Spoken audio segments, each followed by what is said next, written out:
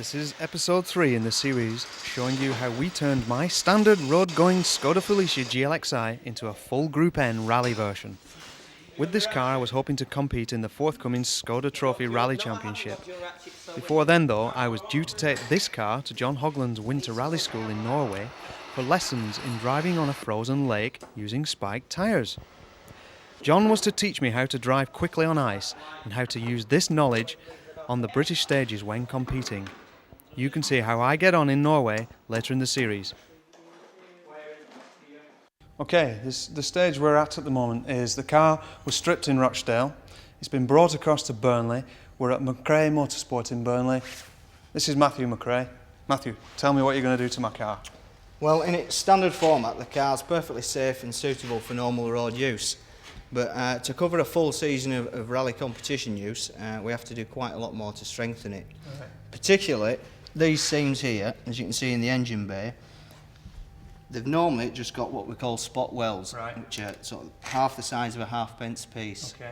What we've done is we've introduced a weld at least 50% of the seam itself.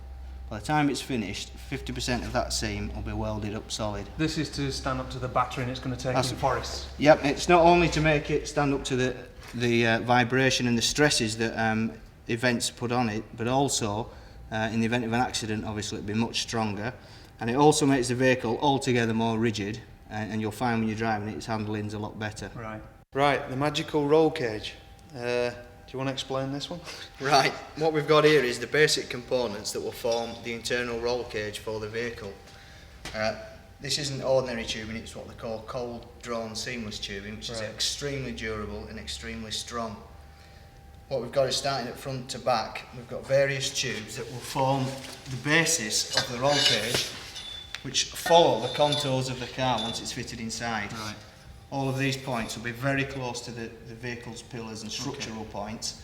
They'll be welded into the vehicle, so that in the event of an accident, this will give it the stability it needs to withstand the impact. Right, so this has been patterned specifically for a Skoda Felicia? This is specifically for that vehicle and is suitable for nothing else. Right.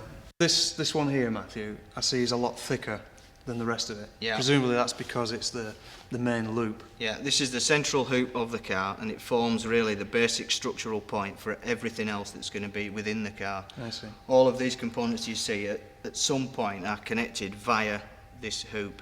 So this will take the brunt of any stress or impact within an accident situation. No, we're not having any of those. Good.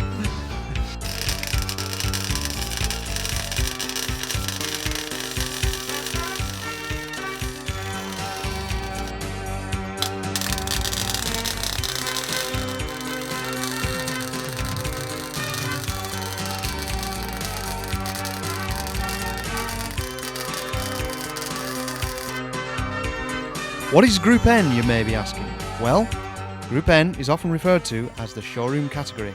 Basically, the only things that can be altered on a standard road-going car to compete in Group N is suspension. You're allowed to fit competition suspension, to remove the standard brake and fuel lines from underneath and replace them inside the car, and to fit all the mandatory safety equipment. The engine, gearbox and differential must remain standard. And then you have a Group N rally car.